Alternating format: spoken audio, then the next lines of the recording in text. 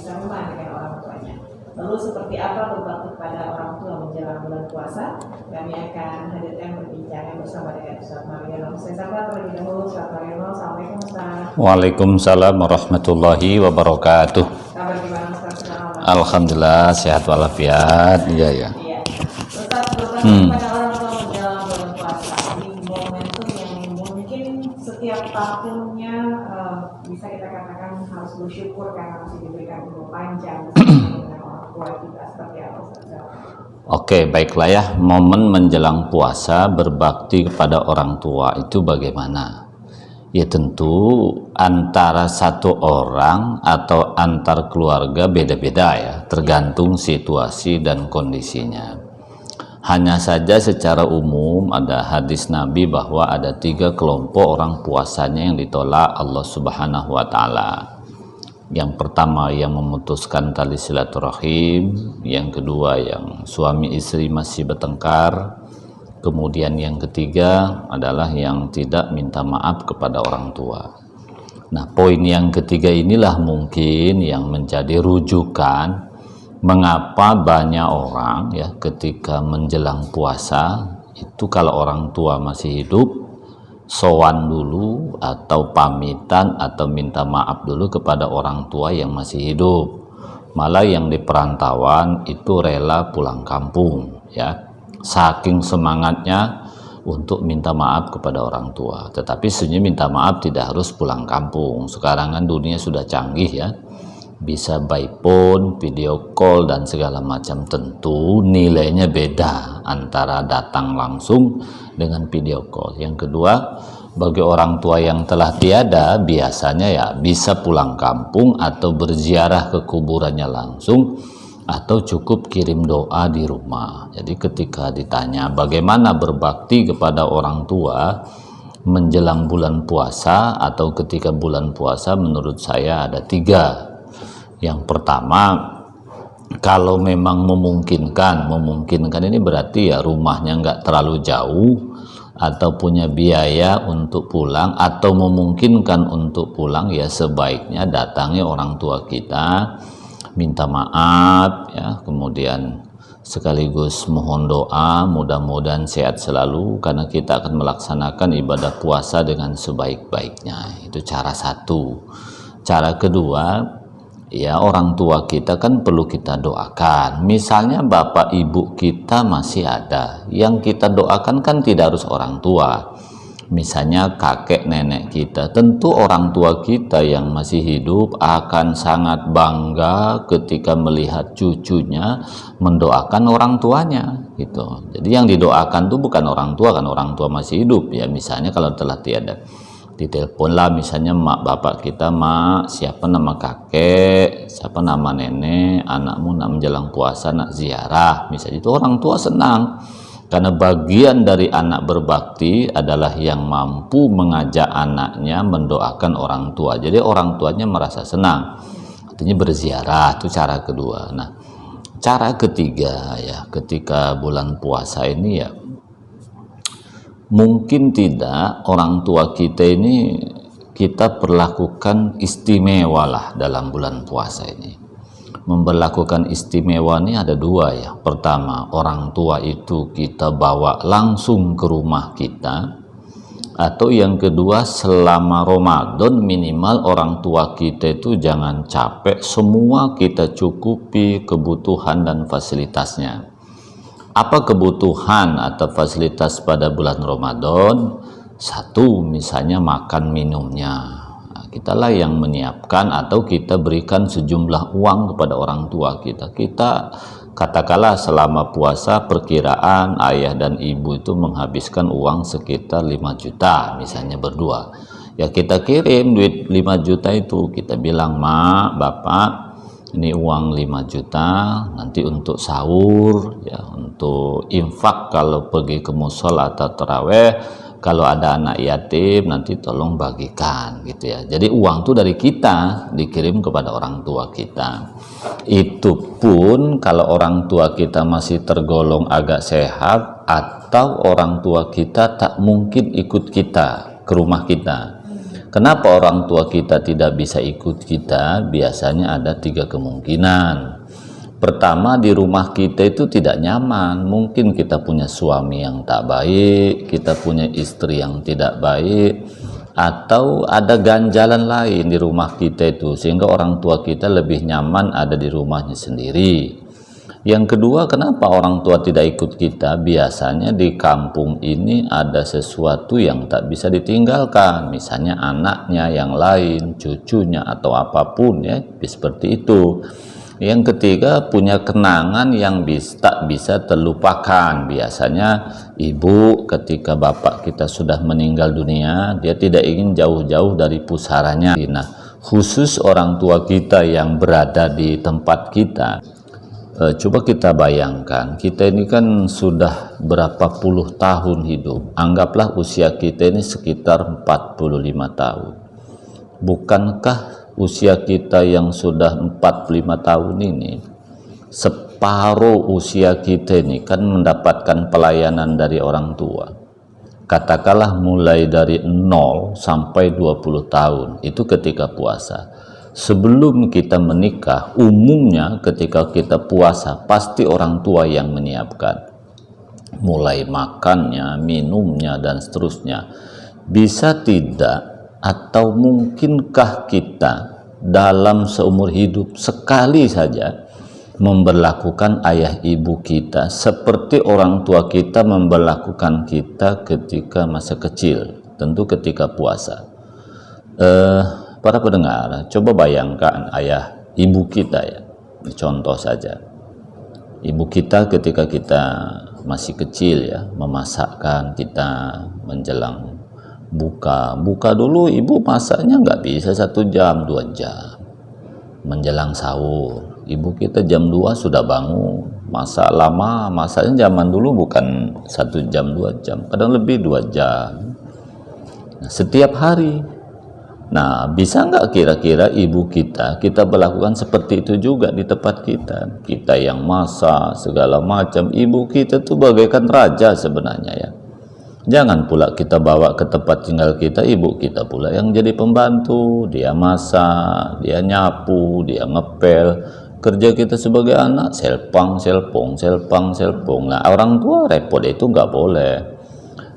Para pendengar, coba kita juga bayangkan ya, orang tua kita misalnya dulu menjelang lebaran ya, tahu anaknya butuh baju baru, karena semua pakai baju baru, orang tua tidak punya uang. Ya, dia melakukan pengorbanan, kadang jual ayam, jual beras, jual apa yang ada. Kita kan nggak mikir orang tua itu melakukan apa, ngutang sana, ngutang sini, padahal uang nggak ada. Bayangkan beras untuk dimakan itu pun dijualnya oleh orang tua kita, hanya demi untuk belikan baju baru anaknya. Kadang jual ayam. Bayangkan ayam itu sebenarnya kan juga untuk disembelih pada bulan lebaran. Tapi orang tua menjual ayam itu sekedar membelikan sendal jepit atau sendal agak bagus. Nah, para pendengar, coba kita bandingkan ketika kita masa kecil dulu. Kita semua pakai baju baru. Coba lihatlah baju orang tua kita. Kita baju baru, semua serba baru. Walaupun mungkin orang tua saking tidak punyanya beli yang serba imitasi. Tapi itulah perjuangan orang tua. Nah, sementara orang tua, anak pakai mukena baru kalau perempuan. Sementara ibu pakai mukena ya pakai mukena jadul ya, kadang penuh jahitan. Begitu juga seorang ayah. Anak pakai sarung baru, ayah sarungnya tetap bolong-bolong. Ini artinya apa? Ini perjuangan. Nah, kita sebagai anak yang soleh, tidak usahlah sampai 20 Ramadan, artinya 20 tahun sampai usia kita. Sekali saja seumur hidup, bisa nggak orang tua kita itu berada di rumah kita full? Kita perlakukan dia sebagai raja. Orang tua kita dulu, ketika kita misalnya mengajak kita taraweh, dibimbingnya kita, didampingi, diajaknya dengan penuh ketulusan agar anaknya menjadi anak yang soleh. Nah, sekarang kita balik, bisa nggak kita nih bimbing orang tua kita ke masjid? Mungkin orang tua kita sudah uzur, sudah banyak penyakitnya, tulangnya pun sudah mulai keropos. Cobalah sebagai anak kita sekali-kali tuntun dia, bimbing dia, ajak ke musola, bimbing dia. Kalau memang orang tua belum bisa tadarus, kita bimbing dia terus seperti itu. Nah, itu salah satu cara bagaimana berbakti kita kepada orang tua di saat puasa. Percayalah, hampir semua orang tua pasti mendoakan anaknya kan. Tapi belum tentu anak mendoakan orang tua. Kecuali orang tua sudah sakit, baru anak mendoakan orang tua. Tapi bagi orang tua tidak. Anak sakit, tidak sakit, terus doa itu tidak pernah terlepas untuk anaknya. Jadi oleh karena itu para pendengar dimanapun Anda berada, Ramadan 1443 Hijriah ini mari kita jadikan momen. Mungkin umur kita masih panjang, belum tentu juga kita tahun depan masih bisa hidup. Oleh karena itu mari kita maksimalkan berbakti kita kepada orang tua dimulai sebelum puasa dan insya Allah sampai akhir Ramadan dan terusnya. Saya kira itu, Pak. Ya, baik. Terima kasih Ustaz. Dan untuk Anda pendengar yang ikut bergabung bersama kami juga boleh di 0778435351 atau juga melalui WhatsApp kami di 0811778151. Kami masih bersama dengan Ustaz Marianto dalam dialog solusi keluarga sakinah berbakti kepada orang tua menjelang bulan puasa. Nah, Ustaz, kalau berbakti kepada kedua orang tua ini kan ada juga yang terkadang disharmonis nih dengan orang tuanya. Ya. Nah, bagaimana sebagai seorang anak agar bisa mencairkan suasana tersebut dan bisa kembali berbakti kepada kedua orang tua? Karena mungkin ada gengsi masing-masing nih, akhirnya tidak terjalin komunikasi yang cukup baik antara anak dan orang tua. Oke, andaikan ada miskomunikasi atau ada hubungan yang kurang baik antara anak dengan orang tua, apa yang harus dilakukan ketika bulan puasa nanti sehingga menjadi baik? Pertama, seharusnya tidak boleh seperti itu. Orang tua dan anak tidak boleh sama-sama ego. Harus ada yang mengalah. Tapi ketika sama-sama ego, mana yang harus mengalah duluan? Gitu kan? Tentu anak, bukan orang tua ya. Karena karena prinsipnya anak wajib berbakti kepada orang tua harus sayang kepada anaknya. Jadi ketika anak sudah memulai melakukan perbuatan yang baik, katakanlah sowan, minta maaf, orang tua tidak boleh menolak. Khusus kepada anak ya, yang mungkin ya merasa orang tua tidak adil, yang merasa orang tua tidak baik. Nah, mari kita kembali ke hati nurani kita masing-masing sebagai anak. Seperti apa sih dosa orang tua yang menjadikan anak itu tidak baik dengan orang tua? Tanya hati nurani kita masing-masing. Dalam ajaran agama, dosa yang paling besar itu kan syirik. Syirik itu menyekutukan Allah. Nah, agama mengajarkan andaikan orang tua pindah agama sekalipun, anak kan tak boleh menyakiti orang tua. Artinya apa? Andaikan orang tua melakukan dosa besar, syirik ya, kan dosa yang paling besar itu kan pindah agama, murtad atau menyekutukan Allah. Andaikan orang tua mengambil tindakan dosa nomor 1 di alam jagat raya ini, yaitu pindah agama, anak kan tetap tidak boleh membenci orang tua. Anak tetap harus berbuat baik kepada orang tua. Apalagi sekedar orang tua misalnya tidak adil, tidak menyekolahkan anaknya, orang tua sekedar membentaknya, orang tua sekedar tidak bisa adil membagi warisan. Artinya sebagai anak kita tidak boleh egois. Kalau mau banting harga begini ya, orang tua kita tidak membunuh kita saja dalam kandungan tuh orang tua kita sudah hebat. Walaupun orang tua misalnya ya begitu melahirkan anaknya langsung diberikan kepada orang. Habis itu tidak menyusui kita, tidak menyekolahkan kita, tidak membiayai kita, bahkan tidak menikahkan kita misalnya. Apakah itu ibu yang baik? Baik. Kenapa? Dia membiarkan kita hidup itu suatu kebaikan. Karena terlalu banyak ibu ini membunuh bayinya dalam kandungan, bahkan dibakar pula dalam keadaan hidup-hidup. Artinya apa? Selama ayah ibu kita membiarkan kita hidup, orang tua itu adalah orang tua yang baik. Saya kira itu. Baik, baik, tapi dia tetap memaksakan dan merasa senang untuk melayani cucunya, memasak di rumah anaknya sendiri karena satu kebanggaan tersendiri juga punya cucu gitu. Apakah itu juga kita berdosa Ustaz sebagai anak kalau misalnya orang tua kita memang ikhlas melakukan itu? Begitu? Iya kan, yang saya maksud tadi kan keinginan kita sebagai anak bagaimana berbakti kepada orang tua. Yang paling penting kan catatannya di hadapan Allah Subhanahu wa taala. Nah, kalau orang tua kita tidak mau ikut kita, yang penting kan niat tersampaikan. Karena Allah ini kan yang melihat hati kita kan, bukan apa yang kita lakukan. Saya berikan contoh, niat kita misalnya kirim uang ke kampung halaman 5 juta. Maunya kita biar orang tua istirahat, jangan banyak capek lah kerja, suruh makan minum saja lah, beli baju baru, mukena baru diberikan orang lain. Apakah prakteknya orang tua itu betul-betul melaksanakan apa yang kita inginkan? Mungkin hanya kalau dari 100% ya, itu mungkin hanya 5% yang dilaksanakan orang tua. Uang yang kita berikan itu, uang yang kita berikan tuh prakteknya bukan untuk makan minum orang tua. Justru uang itu diberikan kepada orang lain, diberikan kepada cucunya, diberikan kepada siapa. Orang tua makan tetap susah. Misalnya ada makanan nih, makanan tuh tidak dimakan dia juga. Iya, Ustaz, kita tahan terlebih dahulu, kami terima penelpon dulu yang ikut tergabung di 0778 Halo, selamat siang. Siang, kan Ibu siapa, Bu? Oke, silakan Bu Meta, apa yang ingin disampaikan atau ingin bertanya, silakan.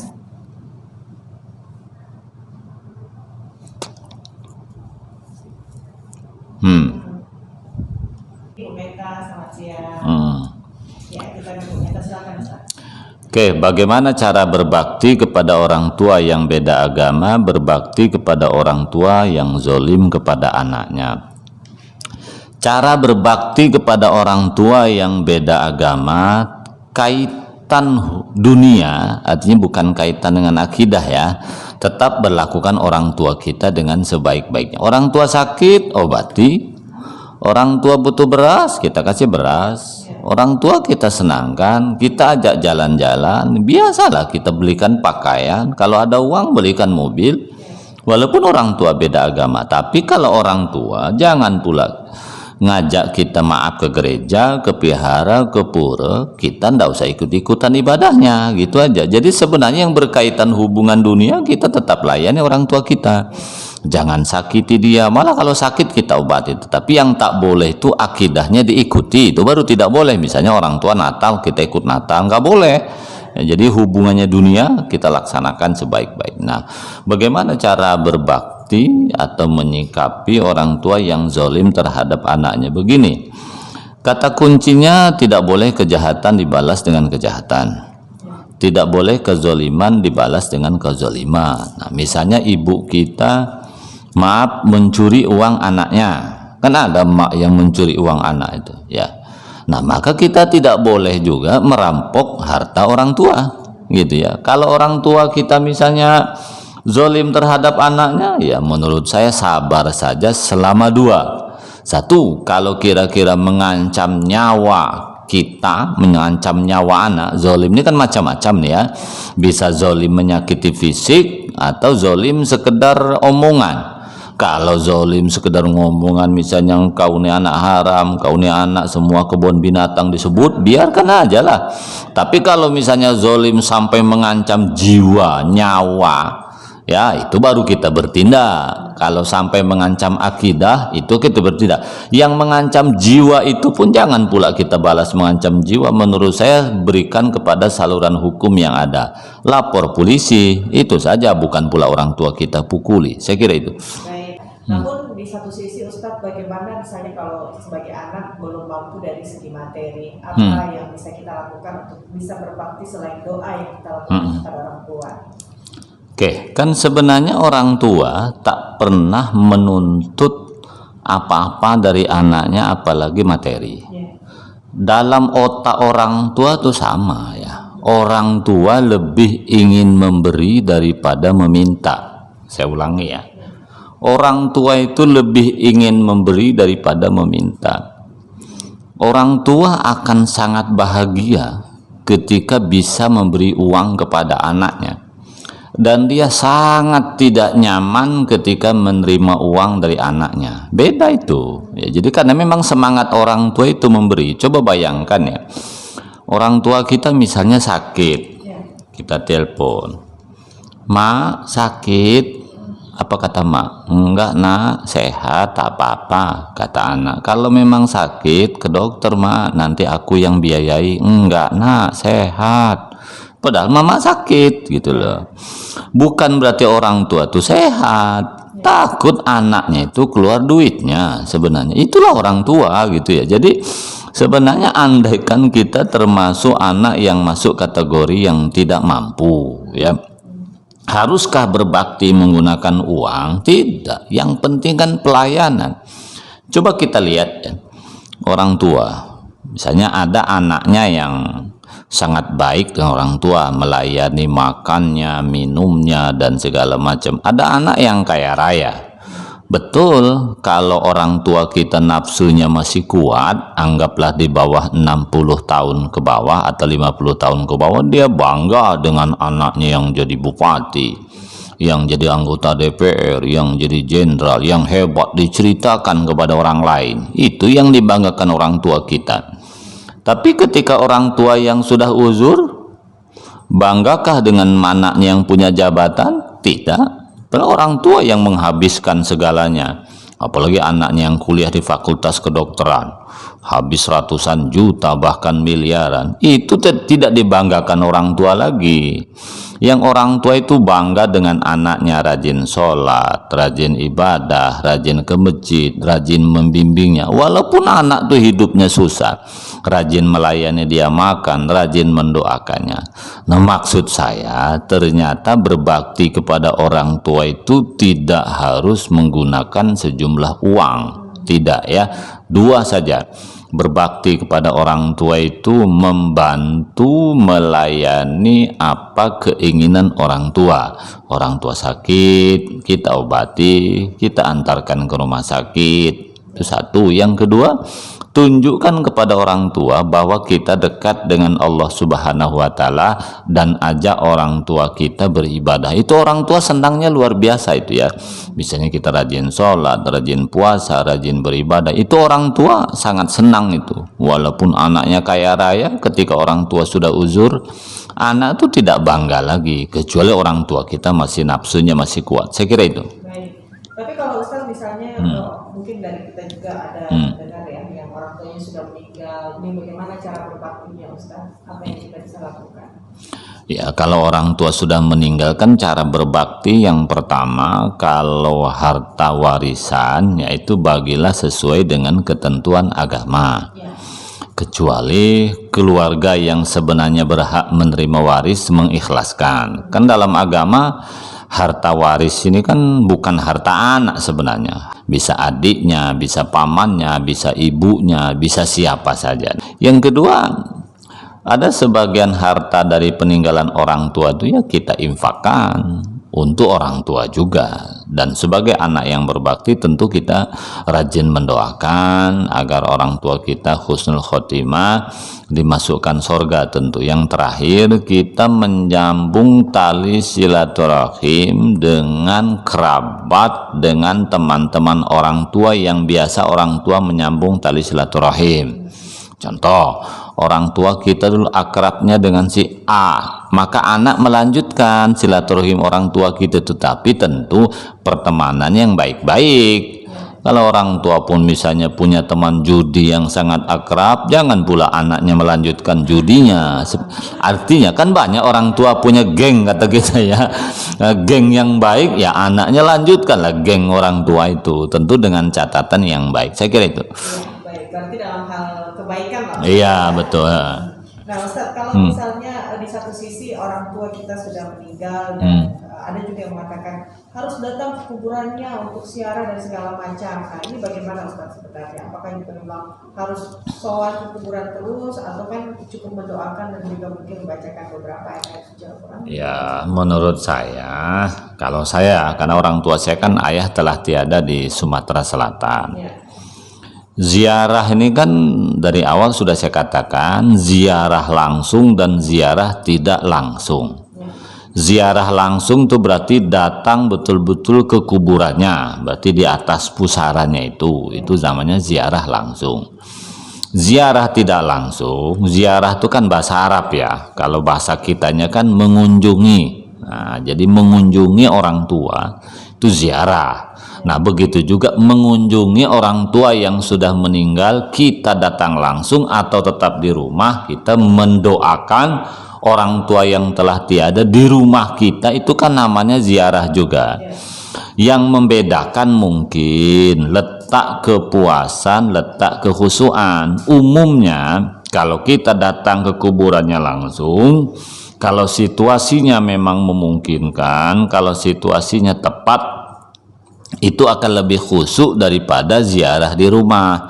Tetapi tidak ada jaminan ya, kalau kita datang ke kuburan tepat jam 11 atau jam 1 siang, terik matahari yang sangat panas, bagaimana pula mau khusyuk?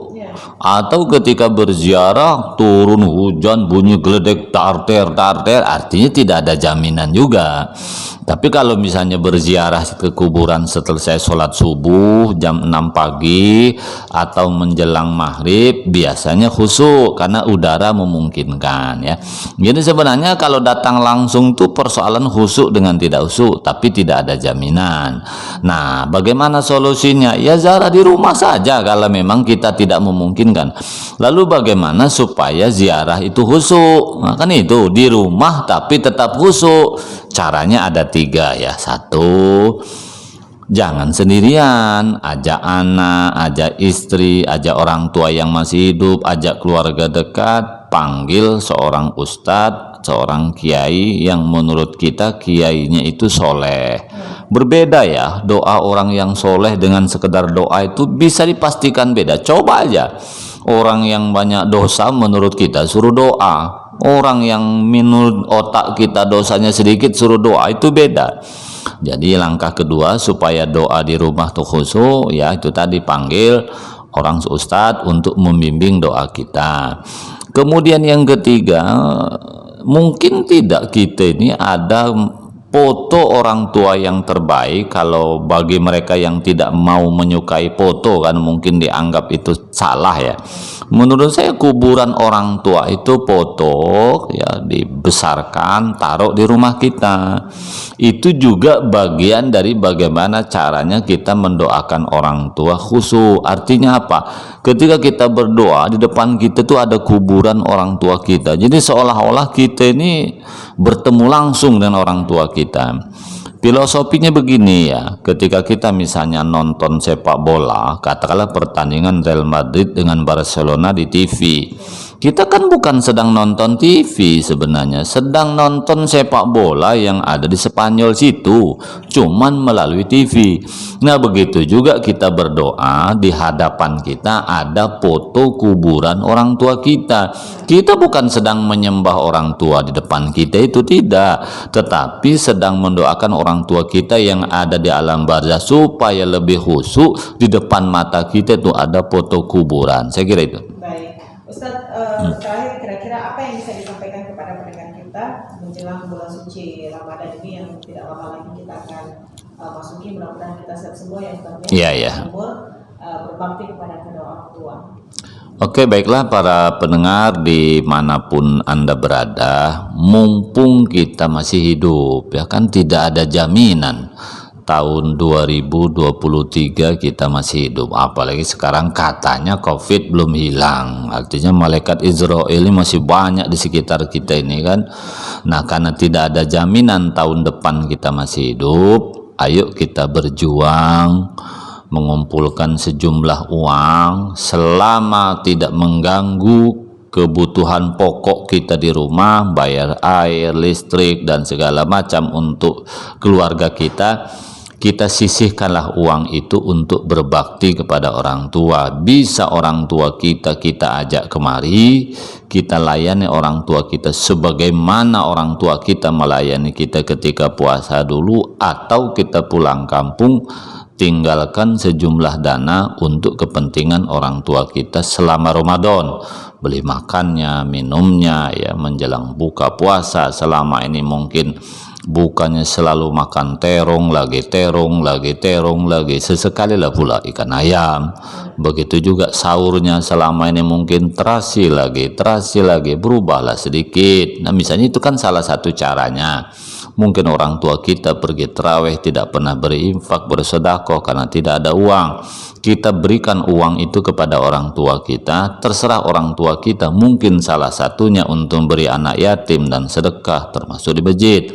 Yang terakhir, berbakti kepada orang tua. Tentu kalau orang tua kita telah meninggal dunia, mari kita doakan, bisa datang langsung ke kuburannya atau kita doakan di rumah kita masing-masing, sama, karena dimanapun insya Allah ruh Allah orang tua kita ada di sekitar kita. Saya kira itu. Baik, Ustaz, terima kasih dari program Tiga Jakarta, sejumlah informasi olahraga baik dalam dan juga luar negeri yang akan kami sajikan untuk Anda. Saya Amir Arif yang bertugas dari Lintas Batam Pagi dan Dikasih yang mengucapkan terima kasih atas kebersamaan Anda dan sampai jumpa.